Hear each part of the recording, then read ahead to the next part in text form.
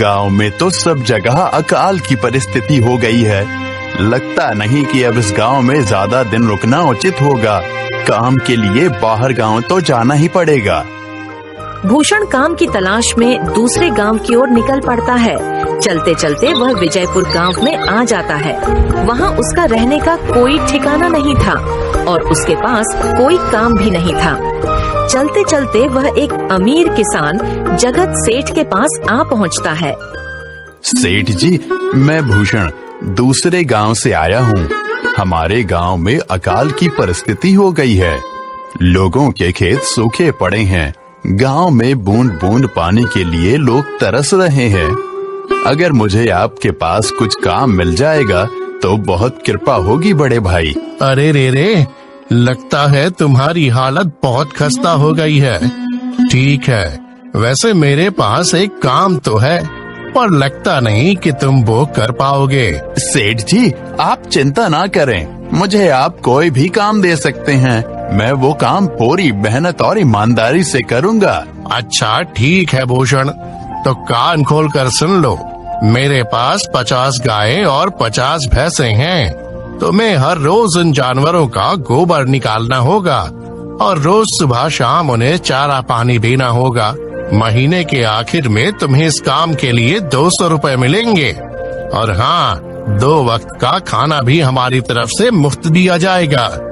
बोलो, क्या तुम ये काम कर पाओगे? अरे बाप रे, 50 गाय और भैंसों को संभालना आसान काम नहीं है, पर अब मैं कुछ कर भी तो नहीं सकता और ऊपर से सेठ जी 2 वक्त का खाना भी दे रहे हैं। ठीक है सेठ जी, मैं ये काम कर लूंगा, पर एक विनती है। हाँ बोलो भूषण, क्या बात है? सेठ जी, अगर आपको समस्या ना हो तो क्या मैं आपके गायों के साथ गौशाला में रह सकता हूँ? सेठ जी, मैं इस गांव में नया हूँ। मेरा रहने का कोई ठिकाना नहीं है। जग्गा सेठ थोड़ी देर तक सोचता है और भूषण को ऊपर से नीचे तक देखने के बाद उससे कहता है, ठीक है भूषण, तुम गौशाला में रह सकते हो। जी धन्यवाद सेठ जी। तब से भूषण गौशाला में रहकर अपना काम करने लगता है। वह रोज जल्दी उठकर गाय और भैंसों का गोबर निकालता, उन्हें चारा डालता और समय पर पानी भी पिलाता था। हर रोज भूषण अपना काम ईमानदारी और पूरी मेहनत से करता था। जगत सेठ को भी भूषण का काम बहुत पसंद आने लगा, क्योंकि वह अपना काम सफाई से करता था। एक दिन जगत सेठ भूषण को बुलाकर उससे बोलता है, भूषण, मुझे तुम्हारा काम बहुत पसंद आया है। तुम गाय और भैंसों का अच्छा ख्याल रख रहे हो, इसलिए दूध की गुणवत्ता भी बढ़ गई है और गायें पहले से ज्यादा दूध भी दे रही हैं। इसलिए मैं आज से तुम्हारी तनख्वाह बढ़ाकर पूरे 400 रुपए कर रहा हूँ। आपका बहुत बहुत धन्यवाद सेठ जी। कुछ दिन ऐसे ही बीतने लगते हैं। भूषण जगत सेठ के पास बहुत मेहनत और ईमानदारी से काम करता है। धीरे धीरे भूषण के पास अच्छा खासा रुपया जमा हो जाता है, जिससे वह अपने लिए छोटा सा रहने लायक एक कुटिया बनवा लेता है। उस गौशाला में सोकर तो नाक से गोबर की गंध अभी भी नहीं जा रही। अब आखिरकार मुझे अपने घर में चैन से सोने को तो मिलेगा। तब से भूषण जगत सेठ के पास गौशाला में काम करने आता और 2 वक्त का खाना खाकर अपने घर सोने के लिए चला जाता था। कई साल ऐसे ही बीत जाते हैं। भूषण की मेहनत के कारण उसके पास अच्छा खासा रुपया जमा हो जाता है। एक दिन भूषण जगत सेठ से बोलता है, सेठ जी, आजकल गांव में चोरी की समस्या बहुत बढ़ गई है और मेरे पास कुछ रुपए भी जमा हैं जो मैंने अपने घर में रखे हुए हैं, पर मुझे उन पैसों की चोरी की चिंता हो रही है।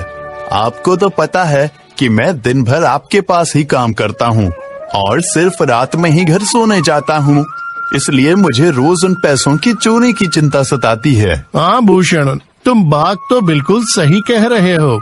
आए दिन गांव में नए नए चोरी के किस्से सामने आ रहे हैं और दिन भर तो तुम्हारा घर खाली ही रहता है, तो चोरी होने की संभावना तो जरूर है। जगत सेठ थोड़ी देर सोचता है और फिर भूषण से कहता है, देखो भूषण, ऐसे समय में तो गांव में एक ही जगह है जहां पर तुम्हारा धन सुरक्षित रह सकता है।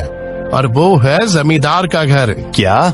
जमींदार का घर? हाँ भूषण, इस गांव के जमींदार बहुत ईमानदार और दयालु हैं। ऐसा मैंने कुछ लोगों से सुना है और उनके घर पर बहुत सारे पहरेदार भी हैं, तो चोरी होने की संभावना बहुत कम है। तुम अपने पैसे उनके पास रख सकते हो। अच्छा, ऐसा है क्या सेठ जी? ठीक है, फिर आज ही मैं जमींदार जी से मिलकर बात करता हूँ और उन्हें अपनी समस्या बताता हूँ। उस दिन भूषण जमींदार जी के घर उनसे बात करने जाता है। तुम रुको, कहाँ अंदर आए जा रहे हो? वहीं रुक जाओ। जी, मुझे जमींदार जी से मिलना है। मुझे उनसे कुछ काम है। क्या काम है तुमको उनसे? मुझे जरा बताओ। जी, मुझे कुछ पैसे रखवाने थे उनके पास, यही काम के लिए आया था मैं। अच्छा ठीक है, तुम अंदर जा सकते हो। नमस्ते जमींदार जी, मैं भूषण जगत सेठ के यहाँ काम करता हूँ। कुछ साल पहले ही मैं दूसरे गांव से यहाँ आया हूँ। अच्छा भूषण, बोलो तुम्हारा क्या काम है मेरे पास? जमींदार जी, मैं सालों से जगत सेठ के पास काम कर रहा हूँ और मैंने कुछ रुपए भी जमा कर लिए हैं, पर बात यह है कि गांव में चोरी की समस्या बहुत बढ़ गई है, तो मुझे अपने रुपए घर में रखने से डर लग रहा है। अच्छा, कितने रुपए जमा किए हैं तुमने? जमींदार जी, यही कोई 5 से 6 हजार रुपए होंगे मेरे पास। वाह, ये तो बड़ी रकम है। मैंने आपकी ईमानदारी के बारे में लोगों से बहुत सुना है, इसलिए मैं अपनी रकम आपके पास कुछ वक्त के लिए रखने आया हूँ। हाँ भूषण, तुमने बिल्कुल सही सुना है। तुम्हारी रकम मेरे पास पूरी तरह से सुरक्षित रहेगी। तुम अब चिंता ही छोड़ दो, मैं सब देख लूंगा। भूषण अपने पैसों की थैली जमींदार को दे देता है। ये पूरे 5,800 रुपए हैं, आप गिनकर देख लीजिए। गिनने की क्या जरूरत है? तुम तो जगत सेठ के आदमी हो, मुझे तुम पर पूरा विश्वास है। जमींदार जी, आपका बहुत बहुत धन्यवाद। अब मुझे चोरों का कोई डर नहीं है, क्योंकि मेरे पैसे सुरक्षित हाथों में हैं। अरे भूषण, कोई बात नहीं, धन्यवाद तो मुझे बोलना चाहिए, जो तुम मेरे पास आए अपने रुपए रखने के लिए। भूषण अपने पैसे जमींदार को देकर अपने घर चला जाता है। हाँ भूषण, तुम्हारे पैसे मेरे हाथों में ही अच्छे लगते हैं। ऐसे ही भूषण ईमानदारी और मेहनत से जगत सेठ के यहाँ काम कर रहा था। देखते ही देखते 2 साल ऐसे ही बीत जाते हैं। एक दिन भूषण सोचता है, अब बहुत साल हो गए जगत सेठ के यहाँ काम करते हुए। वैसे सेठ जी तो बहुत अच्छे इंसान हैं, पर सोच रहा हूँ कि खुद की जमीन लेकर उस पर मेहनत करूँ, तभी मैं बड़ा आदमी बन सकता हूँ। अब जो मेरे पास थोड़े कुछ पैसे हैं और जो जमींदार के पास कुछ पैसे संभालने के लिए दिए हैं, वो जमा करके थोड़ी जमीन खरीद लूंगा। आज ही जमींदार से मिलने जाता हूँ और अपने रुपए मांगता हूँ। ये सोचकर भूषण जमींदार जी के घर चला जाता है। जमींदार जी, मैं अपने रुपए वापस लेने आया हूँ।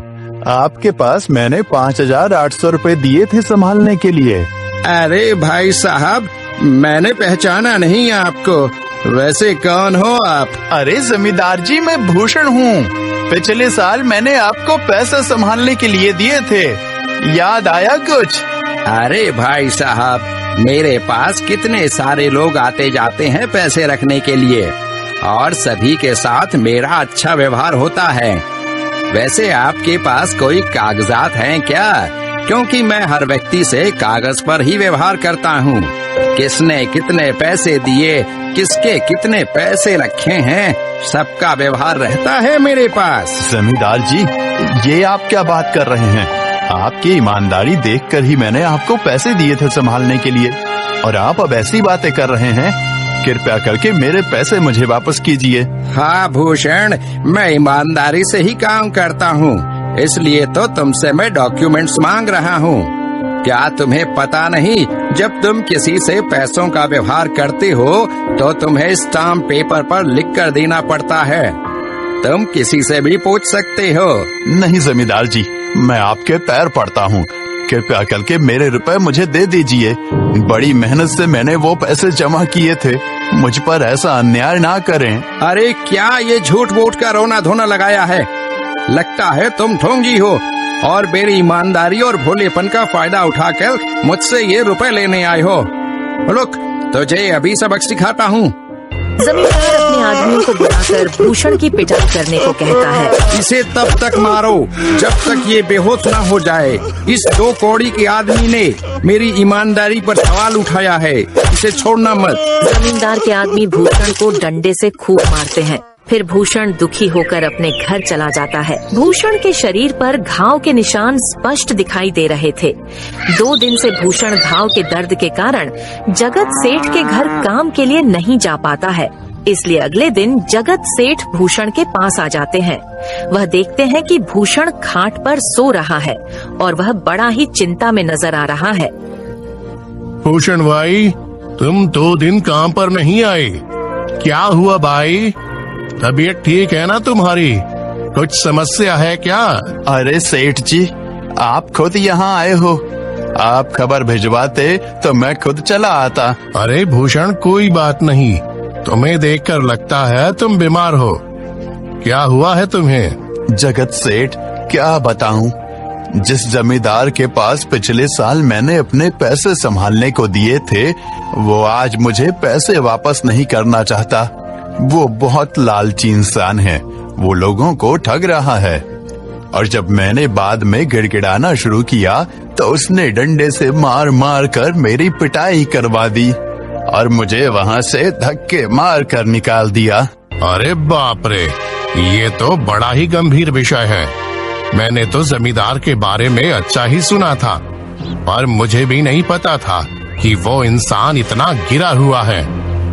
तभी मैं सोचूं, हर साल उसकी संपत्ति इतनी ज्यादा कैसे बढ़ रही है। मुझे माफ कर दो भूषण, मैंने ही तुम्हें जमींदार के पास जाने को बोला था। गलती तो मेरी भी है। नहीं जगत सेठ, आप तो मेरा अच्छा ही सोच रहे थे। ये तो उस जमींदार का लालच है। अब लगता नहीं मेरे पैसे उस जमींदार से वापस मिलेंगे भी। भूषण, मेरे पास एक तरकीब है जिससे मैं तुम्हारे पैसे तुम्हें वापस दिला सकता हूँ। जगत सेठ भूषण के कान में सारी तरकीब बताता है। ठीक है सेठ जी, हे ऊपर वाले, ये तरकीब कामयाब होने दीजिए। अगले दिन जगत सेठ बहुत सारे पैसों को एक सूटकेस में भरकर खुद जमींदार के घर जाता है। अरे जगत सेठ, आज आप खुद यहाँ? बोलो भाई, इस गरीब के घर कैसे आना हुआ? हमारा तो ये सौभाग्य है कि आप जैसे धनी आदमी के चरण हमारे घर में लगे हैं। नमस्ते जमींदार जी। अरे जमींदार जी, आप तो मुझे अब लज्जित कर रहे हैं। वैसे मैं कुछ महीनों के लिए दूसरे राज्य में व्यापार करने जा रहा हूँ। मैं ये लगभग 50,000 रुपए लाया हूँ। मुझे डर है कि कहीं ये चोरी ना हो जाए। क्या आप मेरे सारे पैसे अपने पास संभाल कर रख सकते हैं? आपके सिवाय इस गांव में और किसी पर भरोसा नहीं कर सकता। अरे जगत सेठ, ये भी कोई पूछने की बात है? मेरे पास आपके पैसे बिल्कुल सुरक्षित रहेंगे। आप निश्चित होकर व्यापार करने जा सकते हैं। इस बार तो बड़ी मछली हाथ लगी है। बार बार ऐसा मौका नहीं मिलता। भारी माल हाथ में लगने वाला है। तभी वहाँ पर भूषण आ जाता है। अरे भूषण, तुम? अच्छा हुआ तुम आ गए। मैं तुम्हारे पास ही आने वाला था। मुझे माफ करना, उस दिन तुम्हें पहचान नहीं पाया। इतने सारे लोग मेरे पास आते हैं तो जरा परेशानी होती है, पर मैं अपनी बातों का बड़ा पक्का हूँ। हाँ रुको, मैं तुम्हारे सारे पैसे अभी देता हूँ। जमींदार भूषण के सारे पैसे उसे लौटा देता है। माफ करना भूषण, मेरे आदमियों ने तुम्हारे साथ उस दिन बदतमीजी की। मैं आज ही उनको काम से निकालता हूँ। भूषण बिना कुछ बोले वहाँ से चला जाता है। अरे क्या बात है जमींदार जी, आप तो अपनी बातों के बहुत पक्के हैं। तो ठीक है, मैं अपने सारे पैसे आपके पास रख सकता हूँ। जगत सेठ इतना बोल ही रहा था कि तभी वहाँ जगत सेठ का नौकर आ जाता है। मालिक, अब आपको बाहर के राज्य में जाने की कोई जरूरत नहीं है। अभी अभी व्यापारियों का संदेश आया है और उसने कहा कि वो खुद हमारे गांव आ रहे हैं। अरे ये तो बहुत बढ़िया बात हुई। अब मुझे इतनी दूर नहीं जाना पड़ेगा। सुन रहे हो जमींदार जी, व्यापारी यहाँ आ रहे हैं। अब मुझे नहीं लगता कि ये पैसे आपके पास रखने का कोई मतलब होगा। चलो, आपका बहुत बहुत धन्यवाद। आपने इतनी ईमानदारी दिखाई मुझे।